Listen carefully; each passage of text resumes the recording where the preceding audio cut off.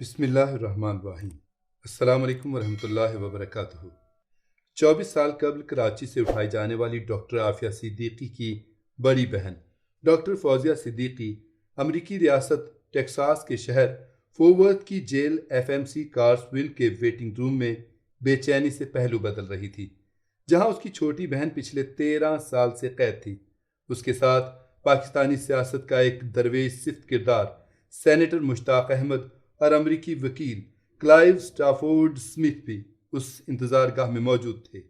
خاتون قیدی کی بڑی بہن فوزیہ صدیقی سوچ رہی تھی کہ آج 24 برس بعد میں جب چھوٹی بہن کو دیکھوں گی تو کیا اس کا سامنا کر پاؤں گی، اس کے سوالات کے جواب دے پاؤں گی۔ وہ نہ جانے مجھ سے کیا پوچھے، مجھے اپنے بارے میں کیا کچھ بتائے، تو کیا میں یہ سب کچھ سن پاؤں گی، جبکہ ہمارا نہ تو باپ ہے اور نہ بھائی۔ انہی سوچوں کے عمیق سمندر کی بے ترتیب لہروں میں اس وقت دل دہلا دینے والا ارتعاش آیا جب جیل کی سیکیورٹی پہ مامور عملے نے ڈاکٹر فوزیہ کو اپنے ساتھ آنے کا کہا۔ زمین و آسمان ساکت تھے۔ جیل کی اس نیم تاریک گیلری میں صرف قدموں کی چاپ تھی، ٹک ٹک ٹک۔ مگر یہ ٹک ٹک ڈاکٹر فوزیہ کے دل و دماغ پہ ہتھوڑے برسا رہی تھی، کیونکہ وہ آج اپنی چھوٹی اور لاڈلی بہن سے وطن سے ہزاروں میل دور پورے 24 برس بعد خاندان کا پہلا فرد تھیں جو چند لمحوں میں ملنے جا رہی تھیں۔ انہیں گلے لگانے، دبی دبی چیخوں، آہوں اور سسکیوں کے درمیان صبر و استقامت کا سبق دینے، نئے عزم، ہمت، جرت اور اللہ کی رحمت سے کبھی مایوس نہ ہونے کا پیغام لائی تھیں، جو انہیں گلے لگا کے بہت سا پیار کر کے کمر تھپ تھپا کے دینا تھا، اس کے سر پہ شفقت بھرا ہاتھ رکھ کر اس کو تسلی دینی تھی۔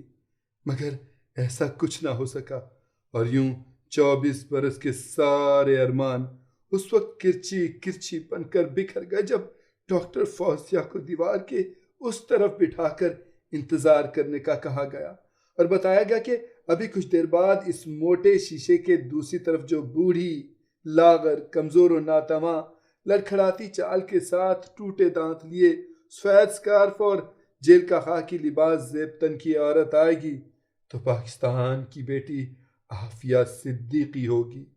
اور ہاں، وہ اونچا سنتی ہے، آپ کو اونچا بول کر اس کو بات سمجھانا پڑے گی، مگر یاد رکھنا کہ تم اس کو بچوں کی تصاویر تک نہیں دکھا سکتی، کیونکہ ہم دنیا بھر کے انسانی حقوق کے وہ علمبردار ہیں جہاں یہ سب باتیں بے معنی ہوا کرتی ہیں۔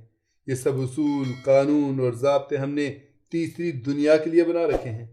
پھر وہ وقت بھی آن پہنچا جب پورے 24 برس بعد ہزاروں میل دور دنیا کے اس کونے میں قید اس مظلوم و محکوم عورت کی پہلی ملاقات آئی۔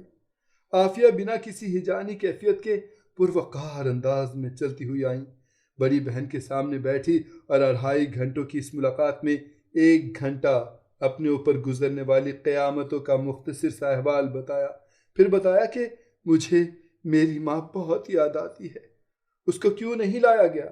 اب کون اس کو بتاتا کہ جس ماں کو تو یاد کر رہی ہے وہ ماں تجھے یاد کرتے کرتے اپنے رب کے حضور واپس پہنچ چکی ہے۔ پھر بچوں کا پوچھا، کیس کا ڈسکس ہوا، اور یوں ملاقات کا وقت تمام ہوا۔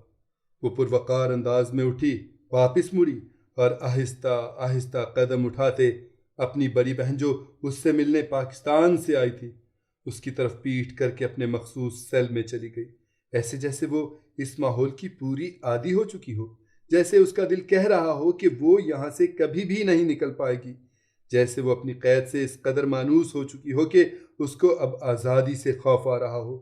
قیامت کب آئے گی وہاں سوائے رب کے کوئی نہیں جانتا، مگر یہ منظر قیامت سے کچھ کم نہ تھا۔ دنیا بھر کی کتنی آنکھیں ہیں جو اس وقت پرنم ہیں، کتنے لب ہیں جو دعائیہ انداز میں لرز رہے ہیں، کتنے ہاتھ ہیں جو بارگاہ خداوندی میں اٹھے ہوئے ہیں۔ رابطہ بحال ہو گیا، جلد یا بدیر جیل یا زندگی کی یہ قید ختم ہو ہی جائے گی، مگر ایک روز محشر کا میدان بھی سجنا ہے اور کچھ لوگ وہاں پہنچ چکے ہیں۔ بش سے مشرف تک ایک ایک کردار وہاں کھڑا ہوگا اور ان سے ایک ایک مظلوم کا حساب ہوگا۔ باقی ہم جو ابھی تک زندہ ہیں ہم مزار بنا دیں گے، عافیہ بی بی، ہم وعدہ کرتے ہیں کہ آپ کا جنازہ پاکستانی تاریخ کا بڑا جنازہ ہوگا۔ ہم بعد از مرگ تیرے لیے جتنا ممکن ہو سکا آواز اٹھائیں گے، مگر ابھی نہیں، کیونکہ ابھی ہم سب مریم نواز، آصفہ بھٹو اور بشریٰ بی بی کی جنگ میں مصروف ہیں۔ فی الوقت ہم سیاسی اناؤ کی نہ ختم ہونے والی جنگوں کے محاذوں پہ مصروف ہیں۔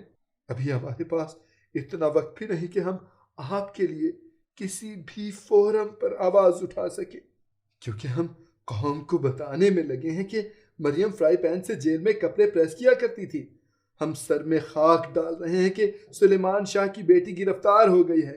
ہمیں یہ غم کھائے جا رہا ہے کہ کہیں بشریٰ بی بی کا تقدس پامال نہ ہو جائے۔ جب آپ سسک سسک کر مر جاؤ گی، تب ہم سب باہر نکلیں گے اور پوری قوت سے نکلیں گے۔ تب تک تم جانو، تمہارا خاندان جانے، چند ایک مخلصین جانے اور تمہارا خدا جانے، ہم آپ کا عالی شان مزار بنائیں گے۔ اگر تمہاری باقیات کو کسی سمندر میں نہ بہا دیا گیا تو